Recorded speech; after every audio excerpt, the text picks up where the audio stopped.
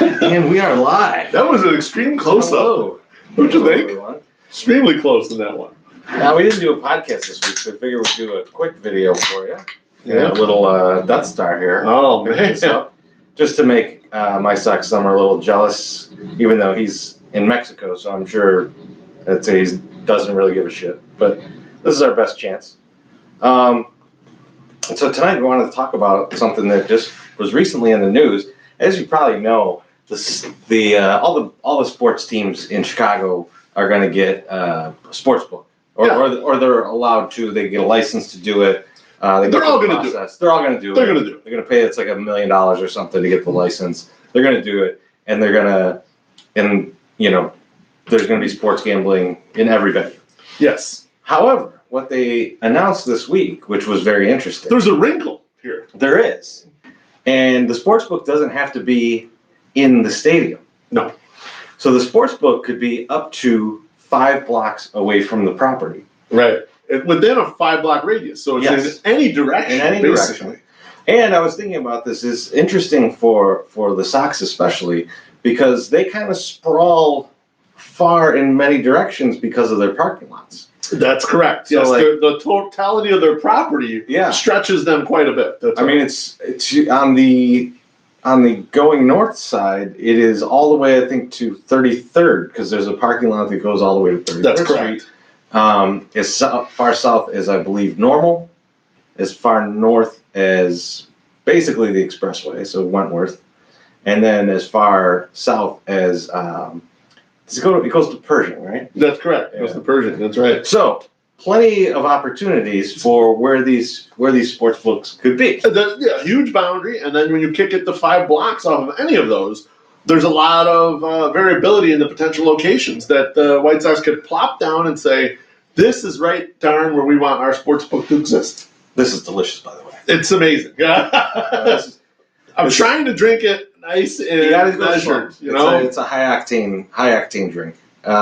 This is just us gearing up for Bourbon County Stout. I mean, this is the precursor. It comes out just early. It's funny today. I went to get this, and I got a couple other. Right now is the season of all the special beers coming out. Yeah. And I'm not a huge Christmas beer guy. I like Christmas beers, but there's one beer that I really like, and it is the Bell's Christmas Ale. Yep. That shit's already sold out of Vinny's. Everyone knows about it. Fucking November 16th. That shit. I went to the aisle that would have it. That shit's empty for as far as the eye can see, and they got every other Bell's, and I'm just like, well, I can't.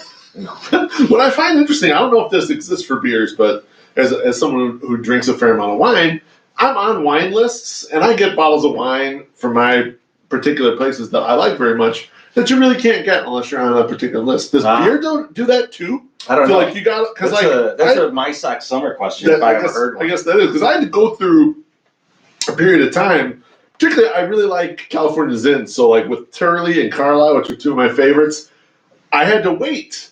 I submitted for the list, and I had to wait a couple years before they said, okay, now you can even attempt to buy something from us. Wow. That's kind of the waiting list on some of those things. And there's way more exclusive lists than that. These are ones that you can actually get to, but you just got to wait a little bit. I just wondered if beer was kind of like that too, but I don't know. I mean, it would be amazing if it was. It'd be cool. It's not my specialty. Yeah. That's the MSS is all about bobbleheads and beer. So we should ask him. But let's get back to our specialty, which is gambling on sports. That's right.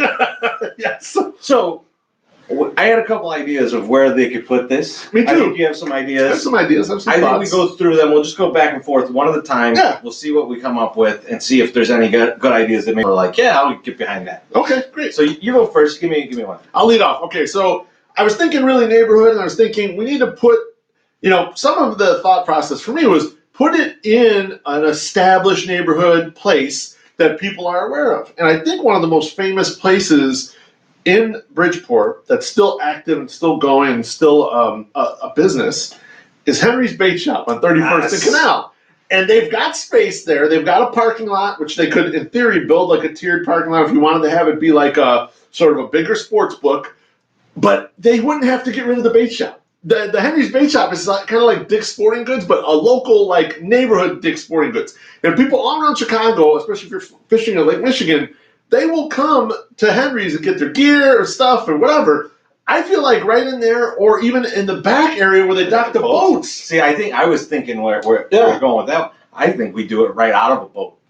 There's just this, it's a sports boat. Sports boat. Yeah. You got people standing in there, and then they're taking the wagers. Yeah. So when I was in was it Denmark? Yeah, I think it was Denmark. I went to a bar. It was like a craft brewery. Yeah. That was just a boat, like a little boat, sitting on the side of the on the river there, and you just or canal. It was a canal. Yeah. You just go onto the boat, and they serve you drinks. Right. That's beautiful. Sportsbook, same way. Yeah. Just roll in there, you know. Sportsbook. I like the sportsbook. All right. I went a different direction. Okay. Yeah. Let's hear it. Still an established neighborhood place. Yeah. But I'm going with Ognac, the old neighborhood Italian American club.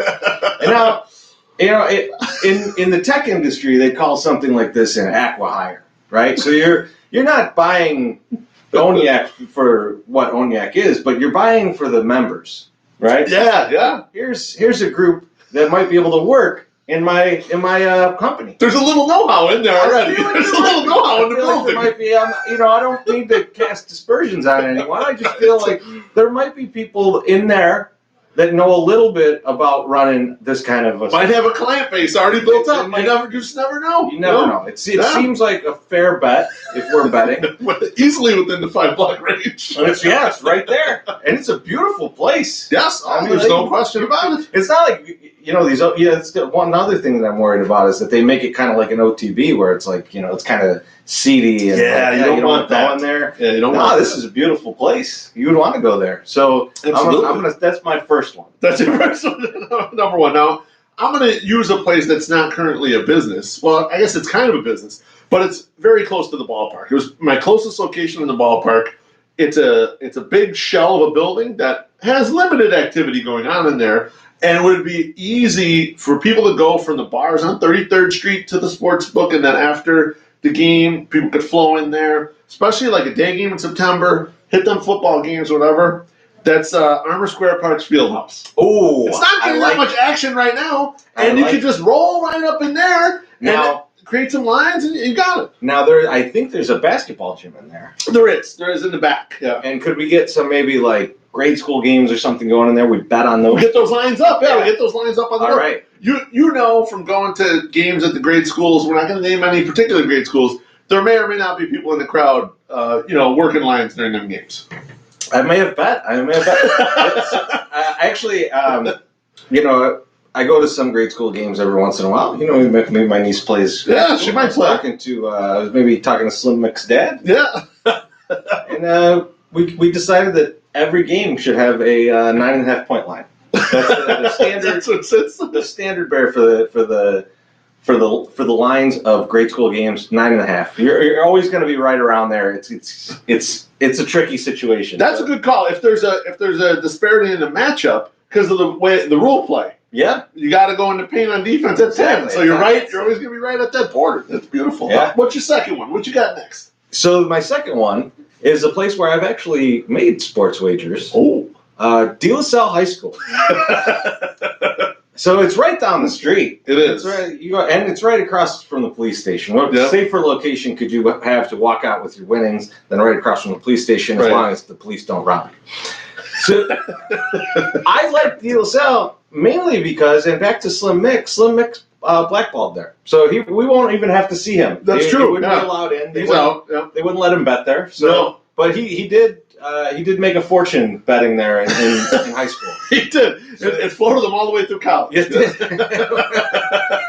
when we finally go back and do a gambling episode where we talk about some of the gambling we've done over the years, I want to bring him on. He doesn't have the same type of experience as us, but I would like to bring him on just to tell a few stories from at De La Salle, what he was able to do, which is so funny. So where he's got some really good stuff is that all the card games that he plays in, and then the gambling that goes on there, right? Because this is all off the books gambling, right? Yep. So the lines are whatever you want. You know? So that's always interesting for me to hear how people are booking their own lines. It's usually bad. Now, I have one caveat about, so I was careful not to go across the expressway for my sports book. And here's why. I'm thinking outside the box. I'm thinking as an owner-operator, okay?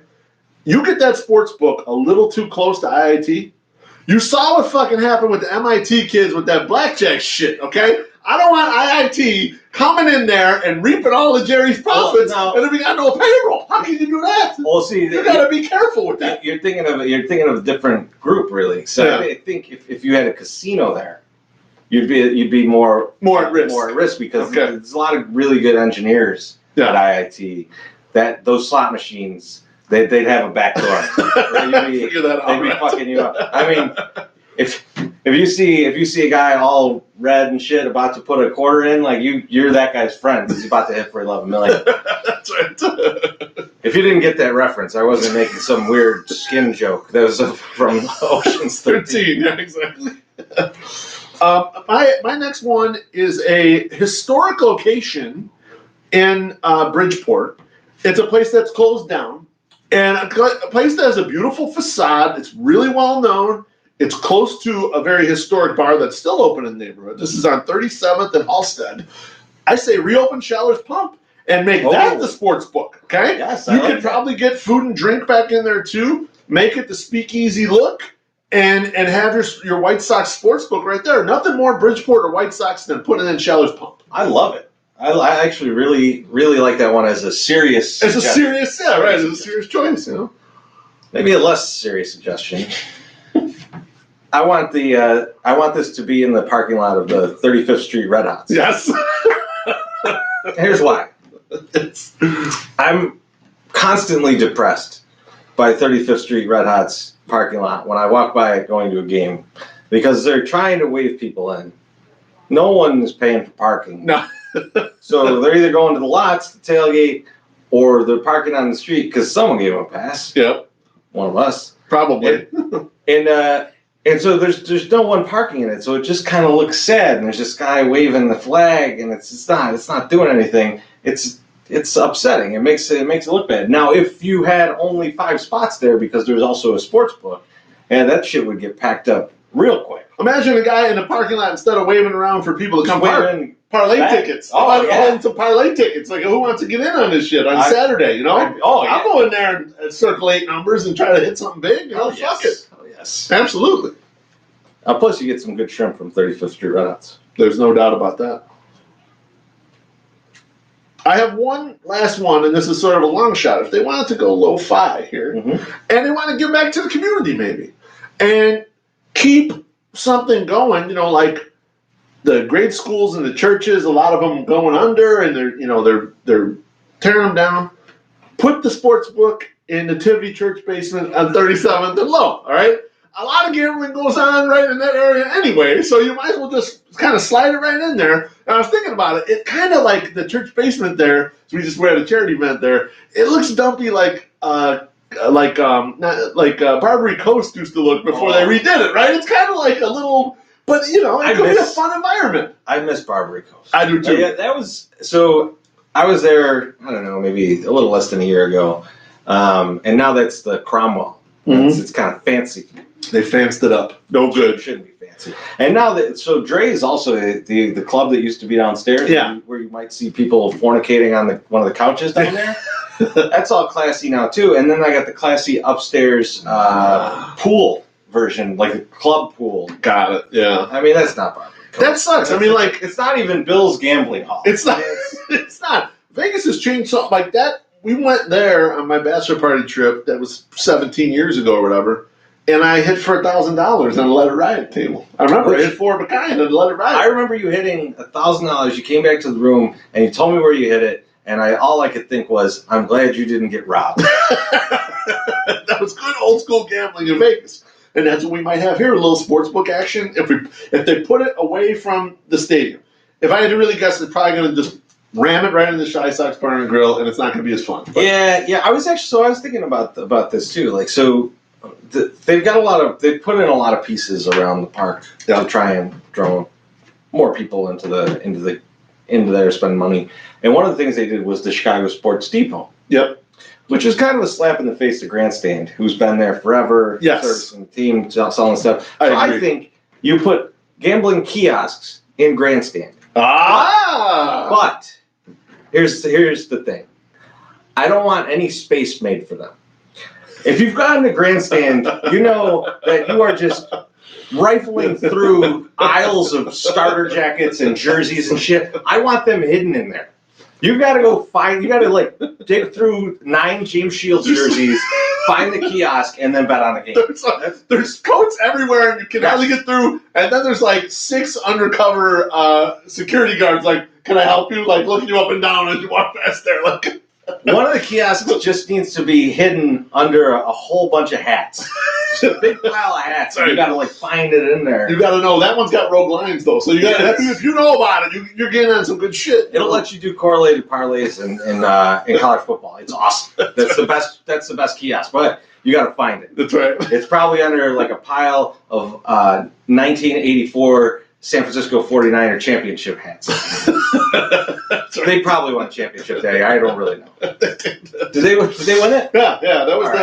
That was the 15-1 Niners that beat the. I mean, the Super Bowl was technically in '85, but yeah, it was '84. All right. That's right. I feel good about that. Yes. I think that's it, right? You don't have any more? I got nothing else. I got nothing else. I got nothing else. But I can do the thing with the card like that. We are going to be doing a podcast this week. We got a bunch of stuff to talk about. There's going to be some Thanksgiving stuff we're going to talk about, which should be fun. You're damn right. We're going to talk about Jose Abreu being on the team. We'll probably talk about right field because that's the most important thing to us. And there's a lot of possibilities there. So look forward to some vlogs about that. Look forward to some stuff on the podcast. But we'll be talking to you guys soon. It's the start of season 2. It is. Of the podcast. It'll be the first episode of season 2. Yeah. I have not settled on an intro yet, nor have I settled on an outro yet. So we'll see what we do. There's going to be probably some new segments along the way. Yeah. And it's only audio, so you have no idea if we're fully cold or not. We'll just end it there. Yeah. Thanks, guys. Peace.